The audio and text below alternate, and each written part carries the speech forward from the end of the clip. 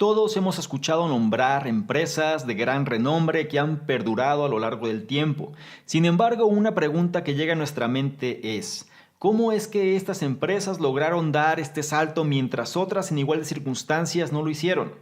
¿Qué es lo que han hecho distinto estas compañías? Y sobre todo, ¿cómo este tipo de acciones también las podemos incorporar a nuestra vida para pasar de ser promedio a extraordinario en relación a los resultados que tenemos?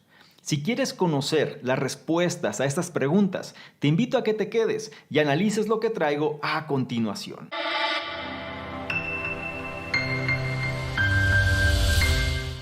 ¿Qué tal? Muy buenos días, buenas tardes, buenas noches, independientemente de la hora en la que estés analizando esta información. Esta semana traigo un libro muy especial, lo podría catalogar de los 3 mejores libros que me ha tocado revisar este año. Es un placer que lo estés analizando, estoy seguro que te será de gran utilidad.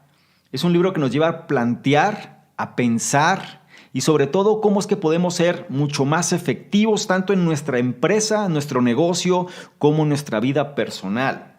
Te voy a hablar del bestseller que en inglés se le conoce Good to Great.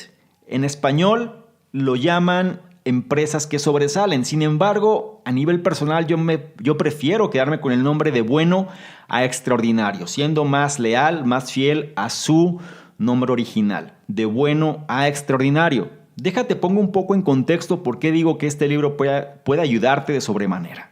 Lo primero, este libro fue escrito por Jim Collins y algo que es importante mencionar es que él había hecho un libro previamente, conocido en inglés como Built to Last.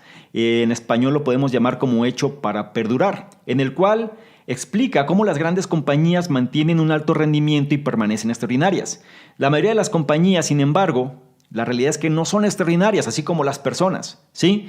Y esto nos lleva a la pregunta del millón: ¿cómo las compañías pasan de buenas a extraordinarias? ¿Cómo las personas pueden pasar de buenas a extraordinarias? La razón aquí, o otra pregunta, es: ¿qué hacen diferente de sus competidores? ¿Por qué estos permanecen mediocres en el mejor de los casos? Vamos a analizar estos principios.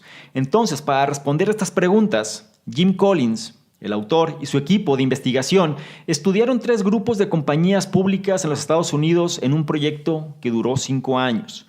Importante, todo el contexto que te voy a decir está enfocado en los Estados Unidos, en compañías de ahí, es decir, en compañías muy fuertes en Estados Unidos, pero durante un periodo del tiempo bastante extenso. O sea, no es algo que haya pasado de la noche a la mañana. Vas a entender por qué. Y para poder hacer todo este libro o este trabajo de investigación, más propiamente dicho, les tomó 5 años. Entonces, analizaron 3 grupos de compañías. El primer grupo, en las que ellos se basaron, fueron las compañías que pasaron de buenas a extraordinarias, las cuales eran compañías que habían permanecido desempeñándose al nivel o debajo del rendimiento del mercado por 15 años, antes de hacer la transición a extraordinarias. En otras palabras, generando rendimiento acumulativo de al menos 3 veces más que el mercado en general por los siguientes 15 años. En otras palabras, 15 años atrás las compañías estaban a un nivel mediocre, no sobresalían, no pasaba nada. Después de 15 años algo pasó, que es lo que se va a revelar aquí, algo pasó y de pronto esas compañías empezaron a tener mejores rendimientos que el mercado en general, mínimo 3 veces más. El segundo grupo de compañías que analizaron se les puede llamar compañías de comparación directa o compañías comparativas, las cuales permanecieron mediocres o permanecieron sin sobresalir a pesar de que ellas estaban en igualdad de circunstancias que las compañías que pasaron de buenas a extraordinarias durante el mismo tiempo de transición. Y el tercer grupo eran las compañías comparativas o compañías de comparación que no lograron mantenerse. Es decir, se refiere a aquellas que lograron durante un corto periodo de transición buenas o fueron buenas a extraordinarias, digámoslo así, pero nada más duraron muy poco tiempo. No pudieron mantener el rendimiento y sobre todo cayeron a un nivel sustancial debajo del mercado después de que éstas lo habían sobrepasado. Son 3 grupos diferentes. Las primeras, de buenas a extraordinarias. Las segundas, las comparativas, que eran las que directamente competían con estas compañías de buenas a extraordinarias. Y las terceras son las compañías que fueron, durante un periodo muy corto de tiempo, o dieron ese salto de buenas a extraordinarias, pero de pronto volvieron a caer. ¿Sí? Y la cuestión aquí principal es que a lo largo del curso de su investigación, Jim Collins y su equipo examinaron más de 6,000 artículos de prensa y 2,000 páginas de entrevistas a ejecutivos. El objetivo era descubrir qué es lo que las compañías que pasaron de buenas a extraordinarias habían hecho diferente y de esta manera ayudar a otras compañías a que dieran el mismo salto. Algo importante que voy a remarcarlo otra vez, todo esto, si bien es un trabajo de investigación enfocado a empresas, te aseguro que también lo puedes enfocar a nivel personal. Los principios que vas a ver aquí es para que puedas sobresalir en cualquier ámbito de tu vida. Y sobre todo, si eres una compañía, pues con mayor razón. Una compañía es una extensión de un ideal o es una extensión de un propósito, un proyecto, ¿no? Al final de cuentas, hecho por personas. Entonces, esos principios te van a ayudar a ti también a poder ser o pasar más bien de bueno o pasar de promedio a extraordinario. Y antes de comenzar, te pongo un poquito en contexto sobre Jim Collins. Él es consultor de negocios estadounidense, además de escritor y conferencista, ¿no?, sobre gestión empresarial. Dentro de sus libros destacan Built to Last, como te mencioné antes, el cual fue un bestseller traducido en más de 25 idiomas. Tiene este libro, el cual es Good to Great, o en otras palabras, de bueno a extraordinario. En español le pusieron Empresas que sobresalen, que también ha sido un bestseller durante varias semanas, en el New York Times, en el Wall Street Journal, en Business Week. Y no es en vano, ya que ha vendido más de 2.5 millones de copias desde su publicación. Y este libro que vamos a analizar aquí ha sido traducido en más de 32 idiomas. Entonces vale la pena que prestes atención y esta introducción que hice fue más larga de lo habitual porque vale la pena.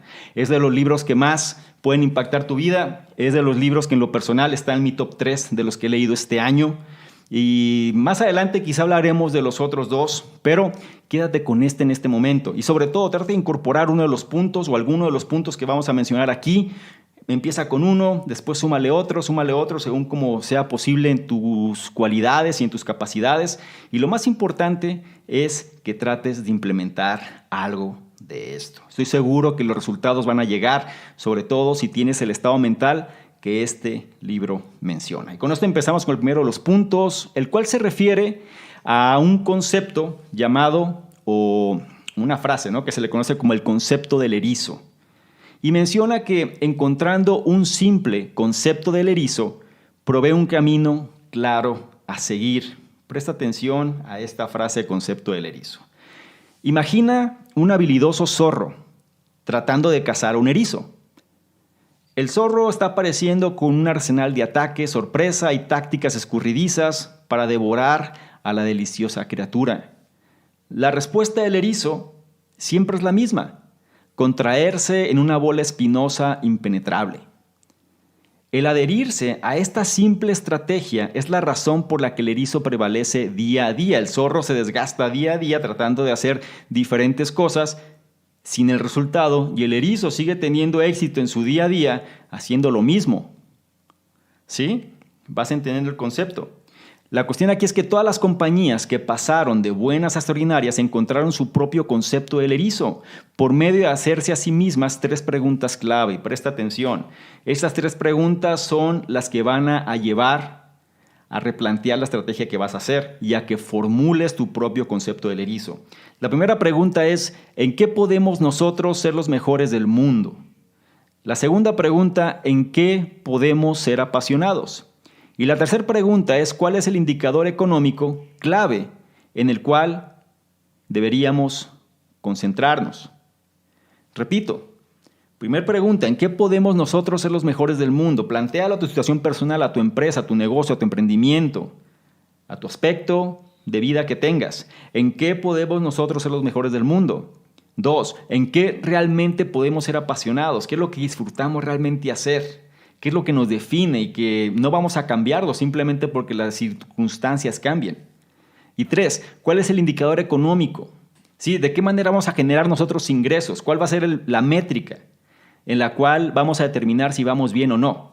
¿Cuál es el indicador económico clave en el cual deberíamos concentrarnos? La cuestión es que en la intersección de estas preguntas, después de un proceso de 4 años de iteración y debate, las compañías pasaron de buenas a extraordinarias, o las compañías que pasaron de buenas a extraordinarias más bien, descubrieron su propio concepto del erizo. Y presta atención a lo que te mencioné previamente. En un proceso de 4 años, es decir, en promedio.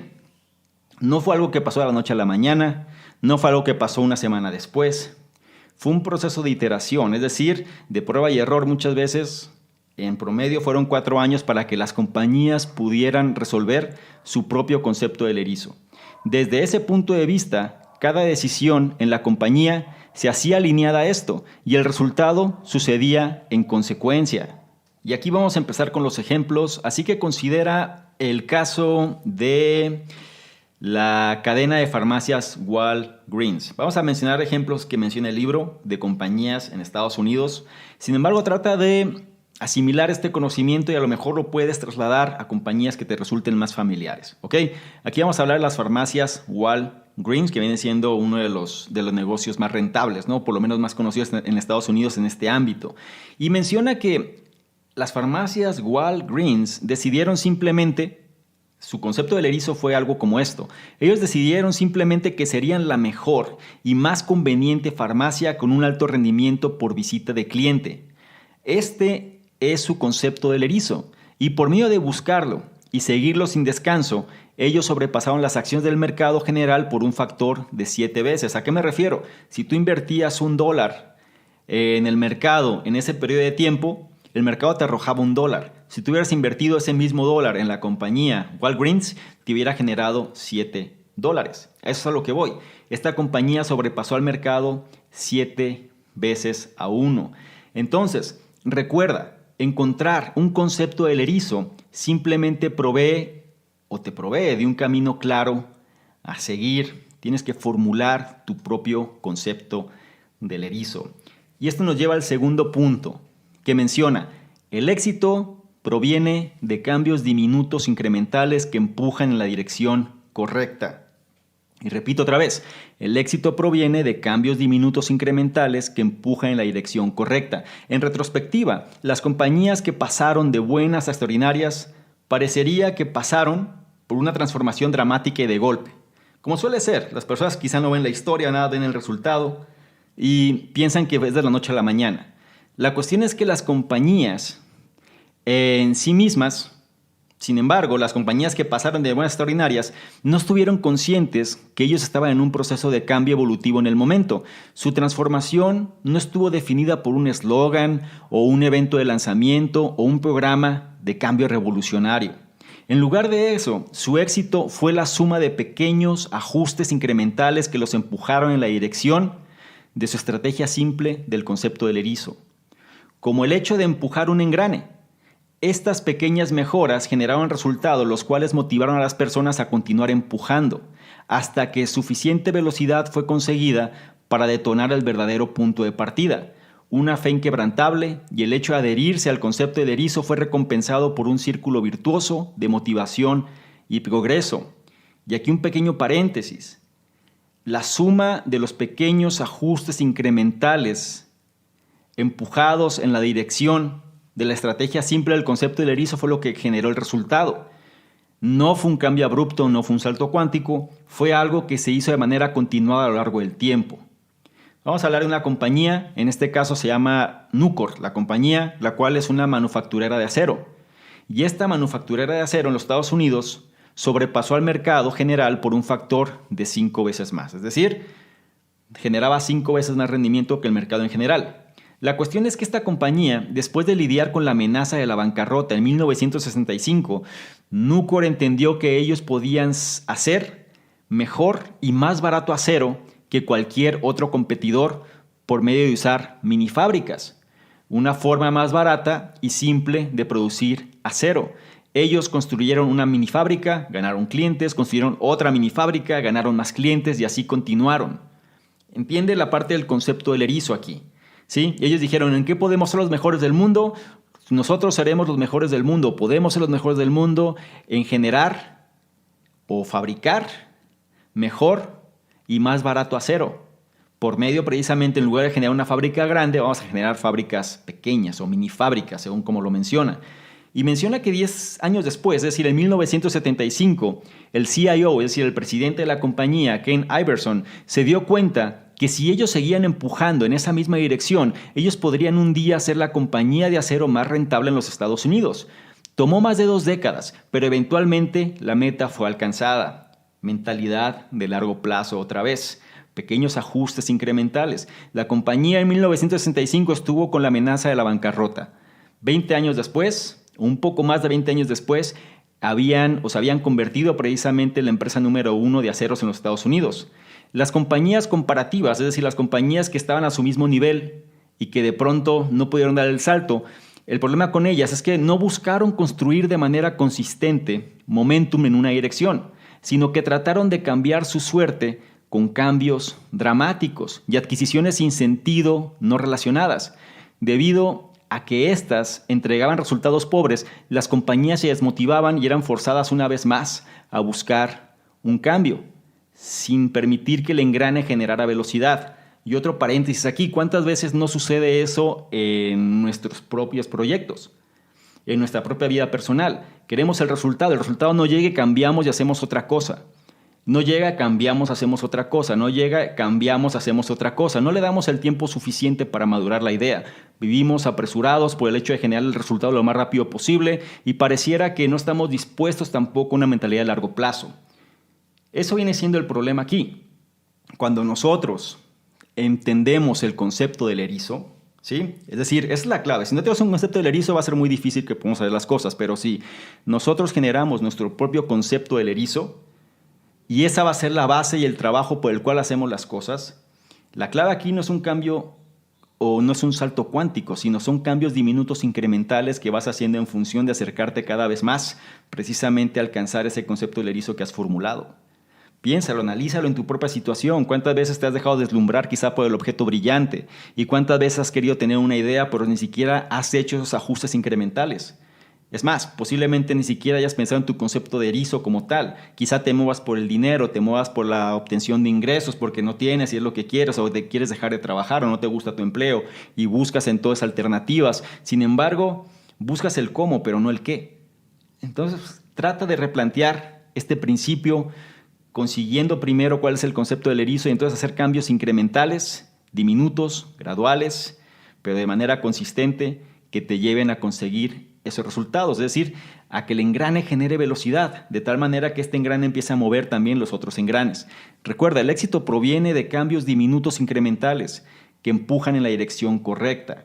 Y esto nos lleva al siguiente punto, que habla de la tecnología. Específicamente menciona, la nueva tecnología debería ser vista solo como un acelerador hacia una meta y no como la meta en sí misma. Las compañías que pasaron de buenas a extraordinarias usaron las nuevas tecnologías principalmente para acelerar su momentum en la dirección en la que ellos ya estaban yendo, pero nunca para indicar la dirección en sí misma. Ellos asimilaron la tecnología como un medio hacia un fin y no al revés. Las compañías comparativas, por lo regular, sintieron a las nuevas tecnologías como una amenaza y se preocuparon por quedar atrás del sendero tecnológico, por lo que de manera reactiva las adoptaron sin un plan real de acción. Estaban de alguna manera presionados por el entorno. Entonces, las compañías que pasaron de buenas a extraordinarias, ¿qué hicieron? Bueno, estas por el otro lado, cuidadosamente contemplaron si la tecnología en cuestión podía hacerlos o podía más bien ayudarlos a acelerar el proceso de su camino, ¿no? Es decir, si podía acelerarlos precisamente en su camino. Si era así, si realmente esa tecnología los iba a ayudar, ellos se volvían pioneros de esa tecnología. De otra forma, ellos simplemente la ignoraban o bien ellos la iban incorporando, pero al ritmo que la industria la iba adoptando. No eran pioneros, simplemente al momento que ya alcanzaba la industria, la iban haciendo o la iban incorporando de una manera gradual. Y podemos mencionar algunos ejemplos. En este caso vamos a mencionar otra vez a Walgreens, la compañía esta cadena de farmacias, porque provee un excelente ejemplo sobre cómo la nueva tecnología puede ser usada como apalancamiento. Recuerda, este libro se hace en el 2001. Acababa de pasar precisamente el boom de las .com, es decir, la burbuja de los .com se había reventado. Y este es un ejemplo el cual nos lleva a ser más conscientes, ¿no?, sobre este aspecto de la tecnología. Menciona que al comienzo del boom del e-commerce, estamos hablando de finales de los 90, principios del 2000, la compañía farmacéutica online, drugstore.com, era lanzada en un mercado inflado por la tecnología. Recuerda que en aquellos años el boom era estar en Internet. El boom era que tuvieras tudominio.com y muchas empresas que las cuales no tenían activos, ni infraestructura, ni nada que las hiciera valer, simplemente por el estar en Internet de repente eran súper infladas, es decir, valían muchísimo, pero sin un sustento real, simplemente por la percepción del mercado. Entonces, ¿qué sucedió? Tomemos, por ejemplo, drugstore.com, el cual era como la farmacia online por excelencia, y era lanzada al mercado, o era lanzada más bien en un mercado inflado por la tecnología. La simple percepción, y esto es clave, la simple percepción de ir más despacio en la adopción de los negocios online, es decir, Walgreens no entró directamente para posicionarse en Internet, fue más despacio, no fue víctima o presa de esa desesperación. El hecho de ir más despacio en la adopción de los negocios online le costó a Walgreens el 40% del valor de su acción y la presión está sobre ellos por incorporar esta nueva tecnología. ¿A cuánto de nosotros no nos ha pasado precisamente eso? ¿Sabes qué? Tenemos presión porque se generó un nuevo negocio, se generó un nuevo concepto, un nuevo método, un nuevo proceso, un nuevo procedimiento, se está generando un nuevo modelo, se está generando diferentes cosas las cuales de pronto la gente está como gallina sin cabeza, ¿no? Es que está pasando esto, está pasando aquello y empiezan a actuar de manera reactiva. No se detienen. Entonces, vamos a aprender de lo que hizo Walgreens. Menciona que en lugar de precipitarse, ellos consideraron cómo tener una presencia online, es decir, la tendencia está en el mundo online, vamos a considerar cómo tener una presencia online, una presencia en Internet, puede o podía ayudarlos en su estrategia original.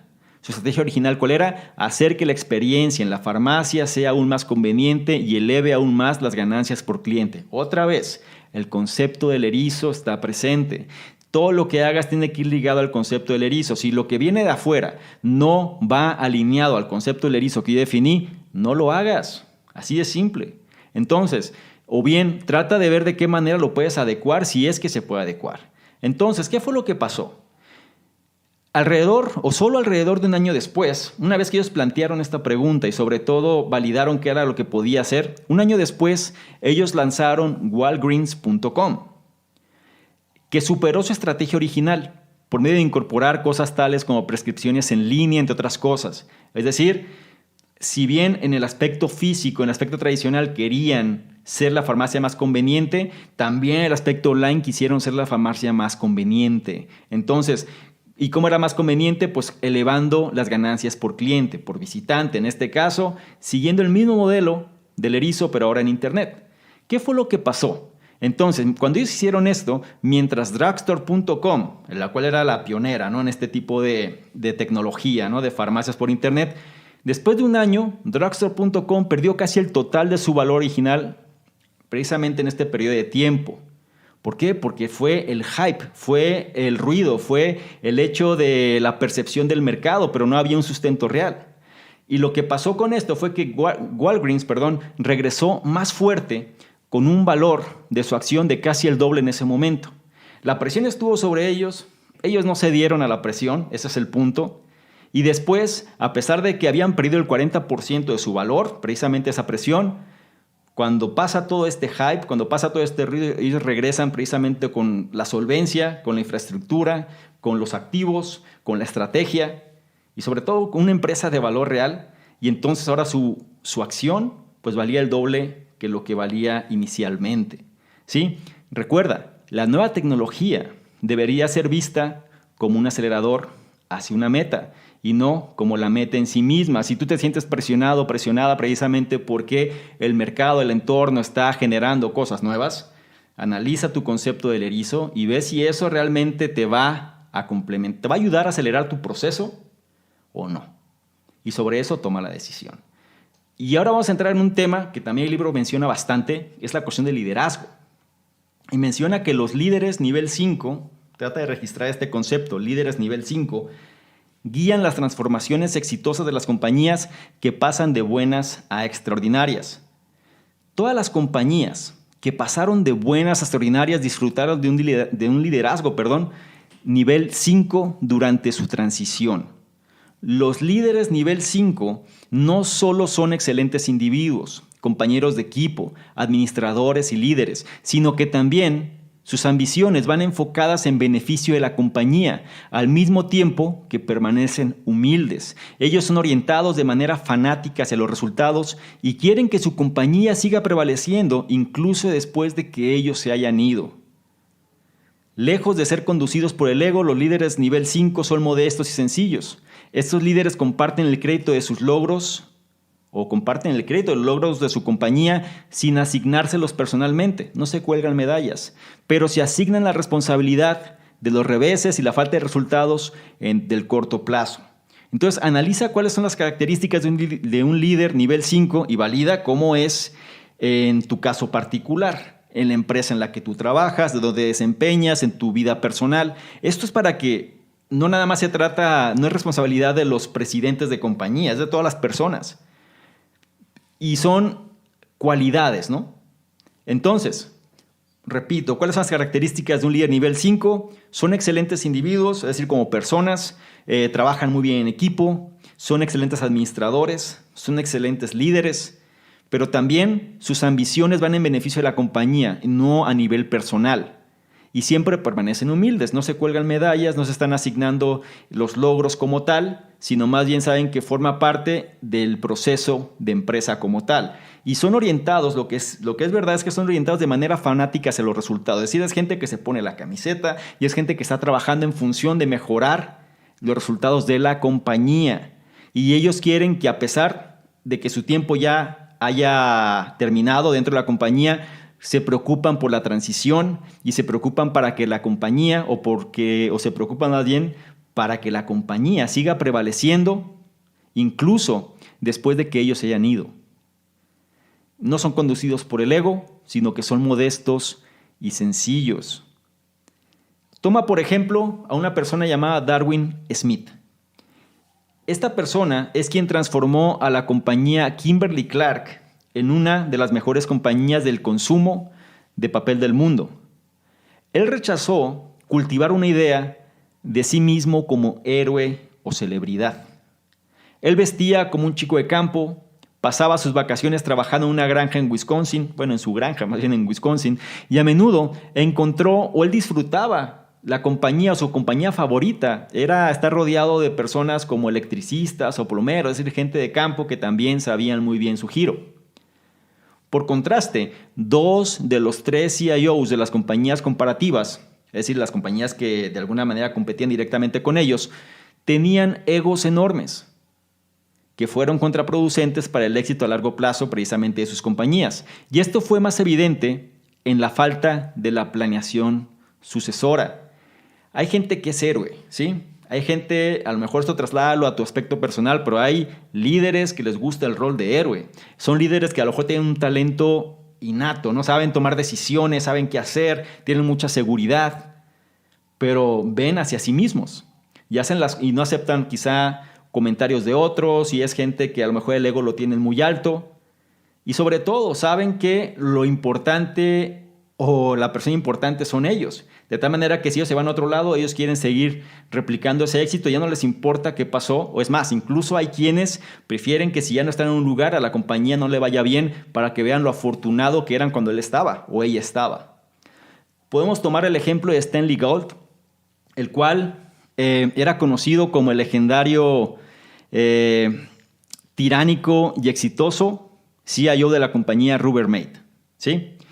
Él asimismo, era reconocido de una manera popular.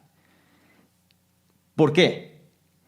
Él era una persona de tanta autoridad que dejó al equipo administrativo de la compañía tan falto de criterio y de decisión que una vez que se fue y llegó su sucesor, Rubbermaid pasó de ser una de las empresas más admiradas de la revista Fortune a ser adquirida por un competidor en solo 5 años.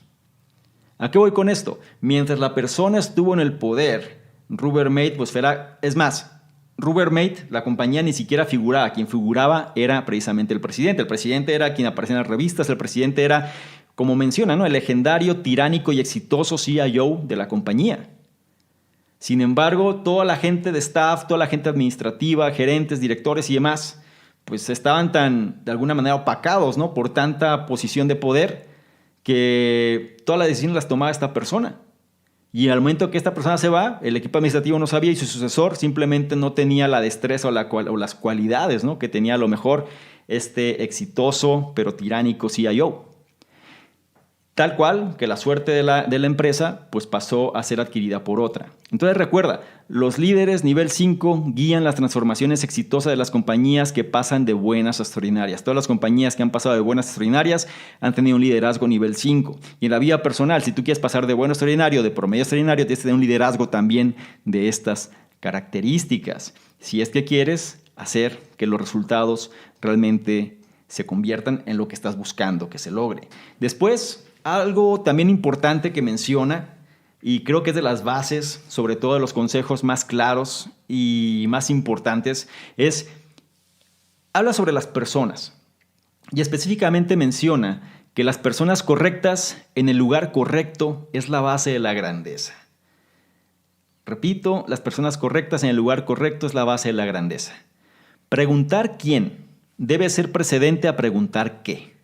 La transformación de bueno a extraordinario siempre empieza por medio de tener a las personas correctas en la compañía y a las incorrectas fuera de ella, incluso antes de definir qué ruta clara seguir. Esto lo puedes ver en equipos deportivos, esto lo puedes ver en compañías de éxito, esto lo puedes ver también en casos de éxito personal de diferentes personas. Es decir, se rodean de los mejores que van acorde al concepto erizo que mantienen. Toda esta información va ligada al concepto erizo, ¿eh? Entonces, preguntar quién debe ser precedente a preguntar qué. Las personas correctas eventualmente encontrarán un camino hacia el éxito. Y esto es importantísimo. Si tú tienes las personas correctas dentro del equipo, sabrás que éstas van a trabajar en pro de conseguir los resultados. Y son personas que se pueden regular, son personas que se pueden administrar a sí mismas, son personas que no necesitan un capataz o una persona que esté atrás de ellas simplemente para validar que las cosas se hagan. Son personas las cuales saben lo que tienen que hacer y lo hacen bien. ¿Ok? Entonces las personas correctas eventualmente encontrarán un camino hacia el éxito. Y menciona aquí el caso de Dick Cooley, el cual cuando él tomó el cargo de CIO, es decir, de presidente de la compañía Wells Fargo, de esta firma, él se dio cuenta que nunca podría entender, o sea, él supo que nunca podría entender los grandes cambios que seguirían de la inminente desregulación de la industria de la banca. Él sabía que venía un ajuste total, el cual él no podría o él no sabría cómo lidiar con ello. Estaba consciente, sabía que no sabía, ¿ok?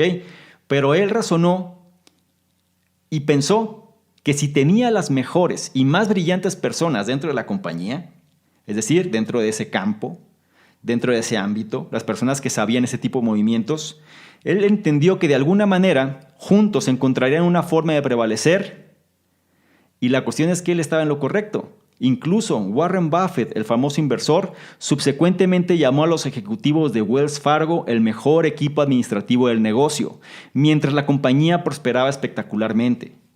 Las compañías que pasan de buenas a extraordinarias se concentran más en encontrar personas con el carácter y estado mental correcto que en relación a sus habilidades profesionales, razonando que las personas correctas pueden siempre ser entrenadas y educadas. Con las personas correctas, las compañías no necesitaban preocuparse sobre cómo motivarlos. Ellas se enfocaban respecto a quién le pagaban y no sobre cómo es que les pagaban. Repito, las compañías que pasaron de buenas a extraordinarias se enfocaban respecto a quién le estaban pagando y no sobre por qué les estaban pagando. Y crearon un ambiente donde los buenos trabajadores prosperaban y los flojos quedaban fuera. En la alta gerencia, o las personas quedaban fuera o permanecían en el largo plazo.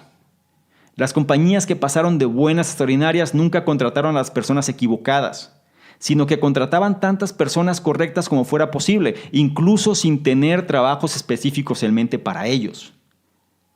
Cuando estas compañías veían que ellos tenían a las personas correctas, estos actuaban de manera inmediata, ya fuera que ellos, o más bien, cuando las compañías veían que ellos tenían a la persona incorrecta, ¿sí? Cuando la persona no era la adecuada, ellos actuaban de manera inmediata, ya fuera que ellos los despidieran, o bien tratando de ver si podían ajustarlos en una nueva posición más acorde a la persona. El demorar, lidiar con las personas incorrectas solo frustraba al resto de la organización. Y reflexionemos un poco sobre esto. En los trabajos, analiza qué tipo de persona eres tú en tu actividad. ¿Eres una persona a la cual está dispuesta a contribuir en pro de la compañía? Es decir, ¿estás dispuesta a ponerte la camiseta? ¿Eres una persona correcta o eres una persona incorrecta?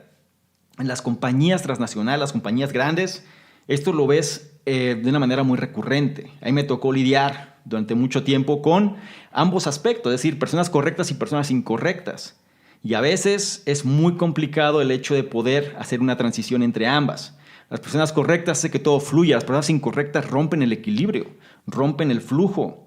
Lamentablemente las compañías muchas veces no están dispuestas a deshacerse de estas personas porque puede resultarles demasiado caro, demasiado elevado. Entonces, ¿qué pasaba? Me tocó ver cómo trataban de asignarlos a diferentes roles específicos o bien en otras áreas, en otros departamentos, de tal manera de cuadrar si es que podían desempeñarse mejor.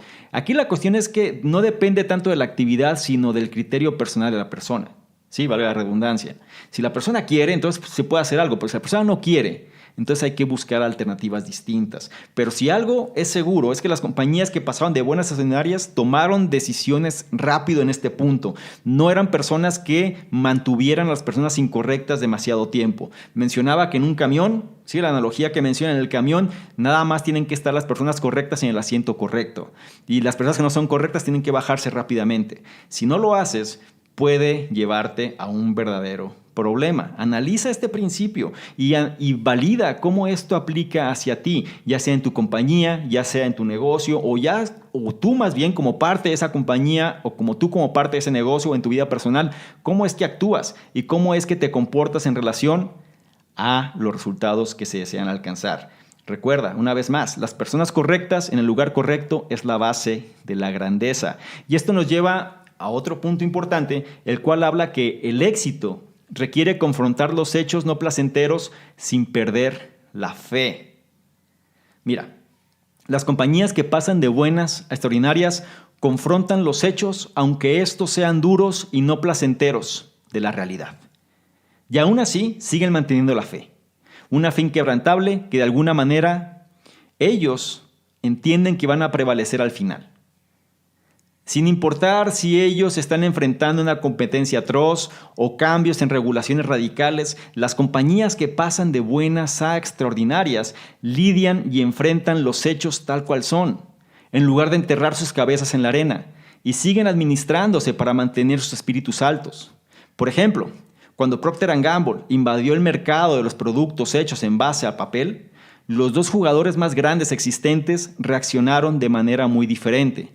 El líder del mercado en aquel momento era Scott Paper. Y Scott Paper pensó que el juego estaba terminado y que ellos nunca podrían competir con un gigante como Procter & Gamble. Entonces, ¿qué hicieron? Ellos trataron de diversificar y permanecer en categorías donde Procter & Gamble no competía. Es decir, rompieron precisamente su concepto del erizo. Quizá no estaban conscientes que lo tenían, pero rompieron con ese concepto, tratando de diversificar en ámbitos en los cuales no podían sobresalir. Y el tiempo se encargó de marcar su historia. Ahora, al mismo tiempo, cuando eso pasó, Kimberly Clark aprovechó la oportunidad de competir contra el mejor. ¿Sí? Él lo vio como, ok, vamos a enfrentarnos contra el mejor y vamos a sacar lo mejor que nosotros podemos hacer. E incluso como anécdota, cuando esto sucedió, menciona que en una junta de consejo guardaron un minuto de silencio para Procter & Gamble. ¿Sí? Pensando de que pobre Procter & Gamble que se metió con nosotros. ¿Qué pasó después de todo este concepto? El resultado, 2 décadas después, Kimberly Clark adquirió Scott Paper y dominó sobre Procter & Gamble en 6 de 8 diferentes categorías de productos. Todo bajo el concepto del erizo. ¿Ok? No lo olvides, es la parte crucial. Recuerda que el éxito requiere confrontar los hechos no placenteros sin perder la fe. Y es un factor también que delimita cómo las personas pueden tener o pueden actuar en la vida, ¿no? Es decir, muchas veces las cosas no nos gustan, lo que está pasando, y en lugar de enfrentarlo, simplemente escondemos la cabeza, o le sacamos la vuelta, o tratamos de no estresarnos, o tratamos de no caer en una zona de desconfort, o simplemente no queremos conflictos. La cuestión es que las compañías que pasan de buenas a extraordinarias, incluyendo las personas que pasan de buenas a extraordinarias, enfrentan los hechos tal cual son y sobre eso toman decisiones. No esconden la cabeza o no le sacan la vuelta a los problemas. El siguiente punto refuerza también la cuestión de los líderes y menciona que los líderes deben crear un ambiente donde los hechos crudos sean ventilados sin duda. Es un ambiente de apertura. Vamos a ver a qué se refiere esto. Y algo que nosotros podemos tener un concepto bueno de él, a lo mejor puede ser no tan bueno, y habla del típico líder carismático. Por ejemplo, un líder carismático fuerte puede ser más un riesgo o un pasivo que un activo si eso significa que otros desean ocultar verdades no placenteras a él. Imagínate un líder el cual es encantador, tú le quieres caer bien, a todo el mundo le cae bien, es exitoso y sabe muchas cosas. Entonces, muchas de las personas se cohíben y no van a dar o expresar testimonios u opiniones los cuales puedan contrariar o puedan diferir en relación o discernir en relación a lo que este líder puede pensar, ¿sí? Y esto sucede en cualquier ámbito. Entonces, una posición de poder normalmente pues siempre puede imponer, ¿no? Y tenemos que estar conscientes de eso. Pero con esto vas a identificar si un líder es nivel 5 o no. ¿Por qué? En las reuniones administrativas, los líderes que son de nivel 5 deben tomar el rol de moderador socrático. Es decir, hacer preguntas que revelen las opiniones verdaderas y no las respuestas preparadas. Los líderes además deben motivar los debates que despierten el malestar en las reuniones para que las mejores posibles decisiones puedan ser alcanzadas. Es decir, un líder nivel 5 va a ser alguien que va a estar abierto al diálogo. Es más, va a propiciar que el diálogo se dé, va a hacer preguntas, no va a imponer su voluntad y va a querer que la gente esté en desacuerdo o muy posiblemente esté en desacuerdo a lo que él pueda pensar. De tal forma que se empieza a hacer un estira y afloja en relación de opiniones y demás para poder llegar a las mejores posibles decisiones. Y esto es algo que han mencionado también en otros ejemplos u otras compañías, en sus juntas de consejo, que llegaban, terminaban peleándose ahí en las juntas, pero salían con una solución. Y al final todo lo hacían en pro de la empresa, no en pro de sus egos personales, ¿sí? Y menciona aquí el caso de Pitney Bowes. Pitney Bowes, quien pasó de tener un monopolio en el negocio de los sellos postales y perderlo a ser el mayor proveedor de soluciones del manejo de documentos, sobrepasando el mercado en 7 veces. Sin importar, la administración en Pitney Bowes pasaba la mayor parte de su tiempo en reuniones discutiendo hechos preocupantes, como qué nuevas amenazas podrían aparecer en lugar de estar festejando sus éxitos. Es decir, la empresa iba bien, pero en lugar de relajarse, ellos seguían con la intención de seguir mejorando continuamente y en estas juntas discutían y discutían y discutían, pero cada vez iban mejorando más. Cuando los errores son cometidos, estos deben ser estudiados con cuidado para entender qué fue lo que estuvo mal, pero sin afán de culpar, ya que eso desmotivaría a las personas a ventilar la verdad. Otro consejo, un líder nivel 5 va a tratar de entender qué fue lo que estuvo mal, qué fue lo que falló, pero nunca va a asignar eso que estuvo mal a una persona en particular, porque si lo hace, sabe que las demás personas ya no van a querer hablar. Las compañías que pasaron de buenas a extraordinarias no tenían más o mejor información que las compañías comparativas. Ellos simplemente la confrontaron y lidiaron con ella más honestamente. Recuerda, los líderes deben crear un ambiente donde los hechos crudos sean ventilados sin duda. Si tú eres un líder, te consideras un líder o quieres ser un líder nivel 5, tienes que propiciar precisamente el diálogo, y saber que la retroalimentación que puedes recibir quizá no sea la más adecuada o quizá no vaya a ser lo que tus oídos quieren escuchar o no van a alabar precisamente lo que tú vas a decir. Pueden estar de alguna manera diferir con tu opinión, pero la clave aquí es, si tú estás enfocado en los resultados de tu proyecto, sabrás que todo eso que se genera va a ser para generar las mejores posibles soluciones. Y otro aspecto importante y último punto de este análisis habla de la disciplina. Y específicamente dice que una cultura de autodisciplina rigurosa es necesaria para adherir el concepto simple del erizo.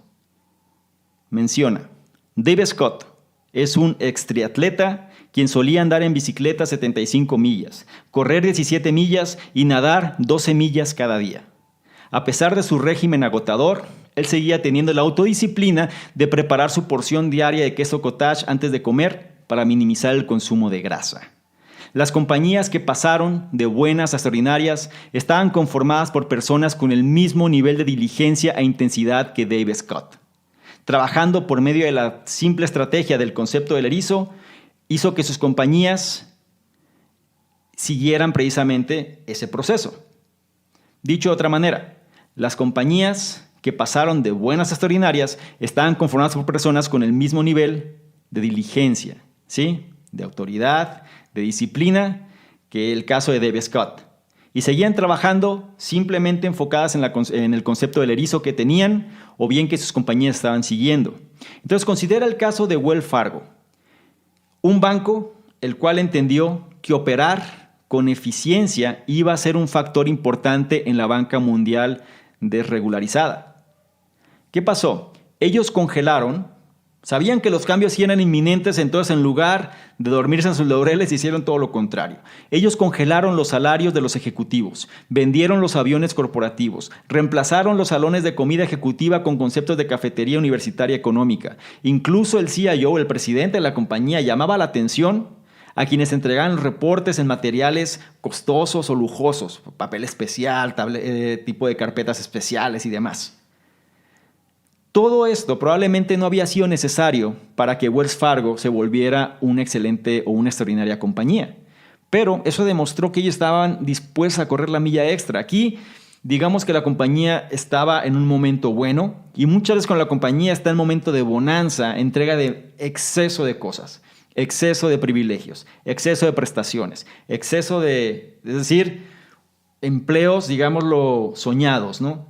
Y quitaron todo eso. Las personas que querían permanecer en Wells Fargo tenían que ajustarse precisamente a un periodo de austeridad, a sabiendas de que las cosas podían cambiar. Una cultura de disciplina, ya hago la aclaración, no es lo mismo que una simple disciplina tiránica. Es decir, una cultura de disciplina es algo que la compañía tiene a lo largo de la organización. La compañía tiene la camiseta puesta, como se dice por ahí, es decir, los que trabajan en ella. Y no hacen las cosas porque una figura de autoridad está sobre ellos, porque si no lo haces, entonces quedarás fuera de la compañía. Los CIOs de estilo tiránico, ¿sí?, algunas veces aparentaban generar pequeños momentos de grandeza en sus compañías, pero estas pronto caían después de que el tirano se iba. Toma el ejemplo de Stanley Gold, el cual era el CIO de Robert Made, quien admitió que él era un tirano sincero. Es decir, yo sé que soy una figura de autoridad y demás, pero es la manera en la que los resultados se van a dar. Entonces, ¿qué pasaba con él? Él esperaba que sus gerentes trabajaran las mismas 80 horas a la semana que él trabajaba. Es decir, mientras él estaba, pues la gente se cuadraba. La gente hacía lo que tenía que hacer por la imposición que él generaba, porque él predicaba con el ejemplo y demás. Sin embargo, una vez que él se fue, Robert Made perdió el 59% de su valor en solo unos pocos años, ya que no había una cultura de autodisciplina que perdurara. Es decir, no era algo que estuviera a lo largo de la organización, sino más bien era porque había una figura de autoridad la cual la gente temía. Recuerda, una cultura de autodisciplina rigurosa es necesaria para adherir el concepto simple del erizo. Es decir, no nos tienen que decir qué tenemos que hacer. No tienen que estar atrás de nosotros para hacer que las cosas se den. Nosotros tenemos que tener la autodisciplina para hacer que las cosas se den. Esa es la gran diferencia. Y si trabajamos de esta manera, nosotros podemos aumentar gradualmente, ¿sí?, los resultados. Sobre todo vamos implementando estos pequeños cambios de manera constante, los cuales pueden mover el engrane, ¿no? Este engrane, el cual al principio tenemos que empujar lo suficiente para que se genere la suficiente velocidad y entonces todo empiece a fluir de una manera mucho más sencilla. Y con esto llegamos al final de este análisis de este gran libro y no me gustaría concluir sin lo siguiente. Las compañías pueden dar el salto, las compañías y las personas, los dos. Las compañías y las personas pueden dar el salto de promedio a extraordinario por medio de perseguir un concepto estratégico simple como el concepto del erizo, con los líderes correctos de nivel 5 y las personas trabajando en una cultura de rigurosa autodisciplina. Si incorporas estos elementos, es muy posible que los resultados vayan a darse y pases de ser promedio a ser extraordinario, independientemente de tu emprendimiento, proyecto o negocio. Bien, fue un placer para mí que hayas estado aquí, sobre todo analizando esta información. Espero que incorpores alguno de estos puntos. Espero que consideres de valor esta información y sobre todo que lo hagas saber. Quiero que lo comentes, quiero que me digas qué opinas. Para mí es uno de los mejores libros, como te dije antes, que he leído este año. Habrá gente que ya lo haya leído quizá, puede externar su opinión, puede externar qué le parece, este análisis en relación a lo que ellos saben. El punto central aquí es la razón por la cual lo veo tan valioso es que estos principios a nivel de empresa también lo puedes aplicar a nivel personal. Exactamente los mismos. No hay realmente algo que sea distinto a nivel corporativo o a nivel persona. Incluso te diría que para poderlos plantear a nivel empresa, primero tendríamos que tenerlos a nivel persona. Y eso es lo que marca toda la diferencia. Espero que me digas qué opinas sobre esto. Y si esto lo consideras de valor, por favor, no dejes de evaluar, ¿sí? Manita, corazón, estrella, según sea el caso. No dejes de comentar para saber tu opinión y que las demás personas también se enteren. Y sobre todo no dejes de compartir para llegar a una mayor cantidad de personas con información que realmente es relevante y que puede ajustar el estado mental para convertir el entorno en algo mejor. Y yo creo que eso es algo que a todos nos conviene hacer. Bien, también aprovecho, nada más en la descripción donde estás analizando esta información va a haber algunos enlaces que te van a llevar a diferentes programas que estamos manejando, precisamente para que te registres a alguno de ellos. No dejes de seguirnos en otras redes sociales también, para que no te pierdas los contenidos que estamos haciendo, lo que estamos lanzando, los programas a lo mejor que no son públicos, sino que son más bien del tipo privado, entre otras cosas, para tu propio beneficio y sobre todo hacer crecer esta comunidad y cada vez ajustar ese estado mental para producir mejores resultados y sobre todo convertirnos en mejores versiones. Bien, sin más por lo pronto, mi nombre es Salvador Mingo, fundador del programa Conocimiento Experto, y yo te espero en un siguiente análisis. Chao.